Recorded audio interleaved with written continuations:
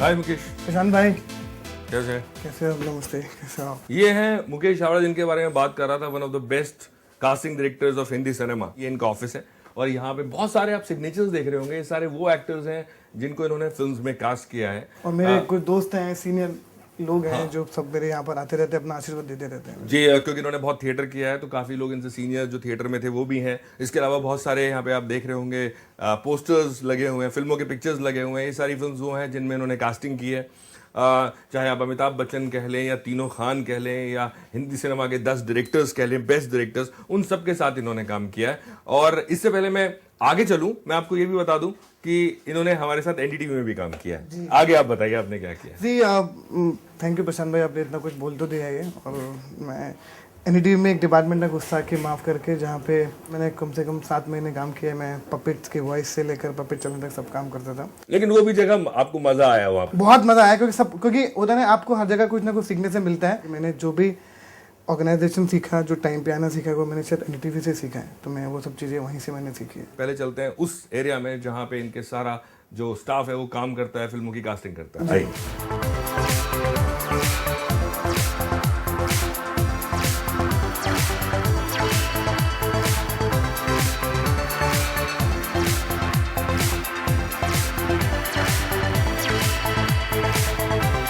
आप सबसे पहले बताइए, कास्टिंग डायरेक्टर क्या होता है और कैसे कास्टिंग डायरेक्टर की जरूरत पड़ी हिंदी सिनेमा को?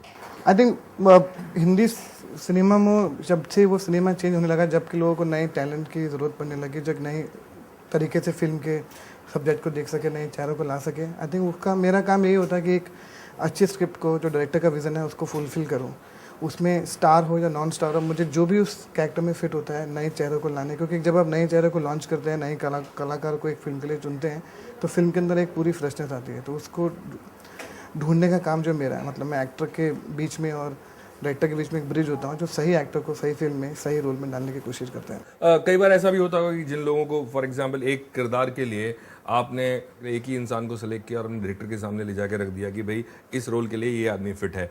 ऐसा होता है या ऐसा होता है कि आपको 5 किरदार रखने पड़ते हैं और फिर जो फाइनल कॉल होता है वो डायरेक्टर का होता है? नहीं, वो डिपेंड करता है डायरेक्टर टू डायरेक्टर। कई बार आता है कि जैसे मैं अनुराग कश्यप सर के साथ काम करता हूँ या इम्तियाज के साथ, जिनके साथ मैं लगातार कई सालों से काम किया है, तो वहाँ पर मेरा डिसीजन लास्ट तक ही आता है जब फाइनल डिसीजन होता है। कुछ डायरेक्टर के साथ आपको, जैसे आप पहली बार किसी डायरेक्टर के साथ काम करें, तो आपको उनसे काम करके उनसे ये ट्रस्ट बनाना पड़ता है कि आपको 2-3 ऑप्शन ले जाने पड़ते हैं। वेरी अंडरस्टैंड कि तीनों के तीनों ऑप्शन सही है। सो आई थिंक ये डिपेंड करता है कि आप किस डायरेक्टर के साथ काम करें। मोस्टली आप एक से ज़्यादा, मैक्सिमम 2 ऑप्शन लेके जाते हैं। अभी जब शुरुआत में हम कास्टिंग की चलते तब 8 लोग 9 लोग, क्योंकि आप भी ग्रो करते हो बिजनेस के साथ साथ, समय के साथ आप भी ग्रो करते हो। तो आई थिंक अभी चीज़ें बदल गई हैं।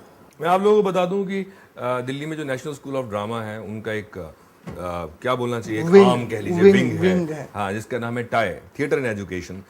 वहाँ पे काफ़ी पढ़ाया भी है और आपने सीखा भी है वहाँ से। और उसके बाद आप दिल्ली से इधर आ गए, मुंबई। तो मुझे ये बताइए कि जब भी कोई आदमी एक्टिंग सीखता है या एक्टिंग की तरफ जाता है तो उसका ध्येय होता है एक्टर बनना। आपने वहाँ से क्या सोच के पलायन किया? जी, मुझे सिर्फ फिल्म मीडियम के साथ में रहना था और मुझे इतना मालूम था कि एक ऐसा डिपार्टमेंट है कास्टिंग का जो लोग इतने सीरियसली नहीं ले रहे हैं आज, नहीं तो शायद। लेकिन आपको वहाँ से पता था कि मुझे मालूम था कि वहाँ पर भी जितने भी लोग बॉलीवुड से दिल्ली में फिल्म करने के लिए आते थे, तो मैं सबकी थोड़ी थोड़ी कास्टिंग मदद करता था। मैंने 2004 में विशाल भारद्वाज की फिल्म ब्लू अम्ब्रेला में छोटे छोटे बच्चों की कास्टिंग में मदद किया था। रंग बसंती में कास्टिंग में दिल्ली में जितने भी लोकल कास्टिंग थे सब में मदद किया था। तो आई थिंक मुझे अंदाज़ा था कि ये एक ऐसा काम है जो मुझे लगता है कि इंटरेस्टिंग हो सकता है। और खासकर आपको पता होता है ना कि मैं एज एन एक्टर अपने आप को इतना एक्टिंग को एंजॉय नहीं करता हूँ, तो मैं खामखा में उस तरफ नहीं जाता जब मैं खुद ही एंजॉय नहीं करता। नहीं तो जबकि मैं डिप्लोमा जो एक्टिंग से किया श्री रामचंद्र, उसके बाद एनएसडी में रहा, तो एक डिपार्टमेंट में एक जॉब था कि आप टीचिंग करते हो, साथ साथ परफॉर्मेंस भी करते हो। बट मुझे कभी भी ऐसा एक्साइटमेंट नहीं हुआ कि बॉम्बे जाके मुझे एक्टर बनना है। उस वक्त तक जब आप दिल्ली में थे, कास्टिंग डायरेक्शन नाम की चीज नहीं, तब ऐसा कुछ था नहीं। सिर्फ बोलते थे यार एक बच्चा चाहिए, हेल्प कर दे, 4 लोगों के सपोर्ट कर दे। कब उसमें पैसा मिलता था आपको? कुछ भी नहीं मिलता था। पैसा तो शुरुआत के दिनों में भी नहीं मिला जब कास्टिंग शुरुआत करी। तो रिश्ते बनते थे बस। रिश्ते बनते रहे, लोगों का काम समझ आने लगा। क्योंकि पहले इस तरह की कास्टिंग होती थी, आपको 3 लोग चाहिए होते थे, 4 लोग चाहिए होते थे, सब कुछ आपको हो जाता था। तो एक ड्राइवर चाहिए, बच्चा चाहिए, एक माँ का एक छोटा सा रोल चाहिए, क्योंकि तब चीज़ें इतनी प्रोफेशनल नहीं थी, इतने तरह का शायद सेटअप नहीं था। तो आई थिंक वो धीरे धीरे छोटे से करते यहाँ पर खड़े हैं कि अब आपके सामने एक पूरी टीम जुड़ गई है, एक डिपार्टमेंट को एक इज्जत मिलने लग गई है, आपका नाम आने लग गया है, लोग आपको पहचानने लगे हैं। तो आई थिंक ये वक्त लगा उस तक पहुंचने के लिए, लेकिन हाँ फाइनली बहुत मज़ा आता है। पहला कास्टिंग डायरेक्टर आप किसको मानेंगे हिंदी सिनेमा में? मेरे लिए तो तिग्मांशु धूलिया, बिकॉज और अभी मैं हमेशा उनको हमेशा बोल रहा हूँ, जब मैंने बैंडेड फिल्म देखी थी तो मेरा सबसे पहले सवाल था यार ये सब के सब एक्टर कहाँ से आए हैं, बिकॉज मैं खुद एनर्जी से, तो मुझे टीआई में इतना रहा तो बचपन में देखा था कि यार ये पिक्चर जो है वो तिग्मांशु धूलिया ने कास्ट किया है। उसके बाद उन्होंने दिल से किया था, तब मैं दिल्ली में था, मुझे मालूम था, उन्होंने एक वॉरियर फिल्म किया था, तो मेरे नज़र में वो पहले कास्टिंग डायरेक्टर लोगों को याद है कि यार ये क्या कास्टिंग है। जो मेरे साथ वासीपुर में हुआ वो शायद तिग्मांशु भाई के साथ बैंडेड क्वीन में हुआ था, इतने सारे एक्टर, आई थिंक वो सब चेंज है। जब आप दिल्ली से निकल रहे थे तो जो आपके पेरेंट्स हैं, जो घर वाले हैं, उन्होंने आसानी से कह दिया बेटे चले जाओ? नहीं, बिल्कुल मिडिल क्लास फैमिली के लोग हैं, अच्छी खासी नौकरी छोड़ के टीआई में 18,000 रुपये की नौकरी छोड़ के बम्बई में चला ये मुरारी हीरो बनने, हर माँ बाप को लगता है, तो मुझे लगा उनको भी सबको ये डर था। कितने पैसे थे जब आप यहाँ बॉम्बे आए? 4,000 रुपये जेब में? जेब में 4,000। कितने दिन चले? 1 महीना भी नहीं चला हुआ, 1 महीना? क्योंकि आदत नहीं थी ना शहर में कैसे रहना है, तो आदत नहीं होती कहाँ जाना है कैसे रहना है, तो ना कुछ रहने का ठिकाना था ना कुछ जगह थी। कोई कहानी है आपकी से बड़े लोगों की कहानी होती? कोई कहता है मैं यहाँ सोया प्लेटफॉर्म? हाँ मेरी बहुत सारी कहानी में, फिर 9 सबसे ऐसी कहानी बताइए जिसको आपको लगता है कि यार वो सबसे बुरा दिन था मेरी जिंदगी? जब मेरे सबसे बुरा दिन था कि मेरी पहली दिवाली थी मुंबई के अंदर, और उस दिवाली में मैं अपने दोस्त धीरेन्द्र द्विवेदी मेरे रूममेट, हम 7-8 लड़के एक रूम में रहते थे महाड़ा में 4 बांग्ला में, तो मेरे पास सिर्फ पहली दिवाली थी और मेरे जेब में से 50 रुपये थे। तो मैंने घर वालों को बोला कि अरे वो आ जाए, मैंने कहा नहीं बहुत मज़ा आ रहा है यहाँ पर, उनको भी बहुत झूठ बोला, क्योंकि ना खाने को पैसे थे, ना दिवाली में कुछ फ़ोन करने के पैसे थे, ना कुछ मिठाई लाने के पैसे थे। तो उसी 50 रुपये से धीरे और मैंने 50 रुपये में 2 दिए लिए, एक फुलझड़ी लिया और बाहर जाके एक थाली में खाना खाया। बस वो मुझे ऐसा दिन याद है कि यार बस अगली दिवाली तक ये नहीं आएगा। तो वह अगली दिवाली तक वो आया या नहीं आया? नहीं थोड़ा अभी ऐसा तो नहीं आया, लेकिन लग गए थे, ऐसी 5 दिवालियाँ निकल गई थी। 5 दिवाली।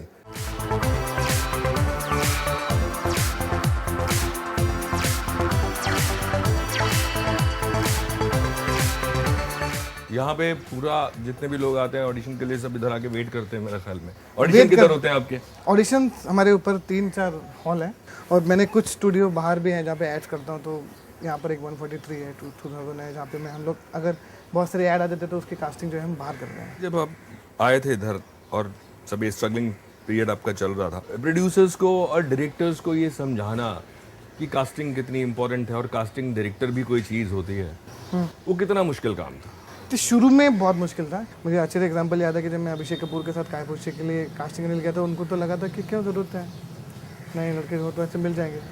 आई थिंक वो धीरे धीरे जब उनको पता लगा कि सुशांत एक ढूंढ के लाया है, फिर एक राजकुमार उसमें आया, उन्होंने आपको फाइनली कहा कि चल तू ट्राई करता रहे, ऐसे कुछ पहले बोला? मतलब मेरा इंटरव्यू लिया था। आई थिंक वासीपुर के बाद जब दुनिया ने धीरे धीरे इसको पकड़ना शुरू किया तो बाकी डायरेक्टर को भी सब समझ में आने लगा। तो आई थिंक अभी ऐसा हो गया कि जब भी कोई फिल्म बनाता है तो सबसे पहले वो मुझे फ़ोन करते हैं कि मुकेश अवेलेबल है कि नहीं है, उसके बाद शायद वो डीओपी या प्रोडक्शन या लोगों को लॉक करते होंगे।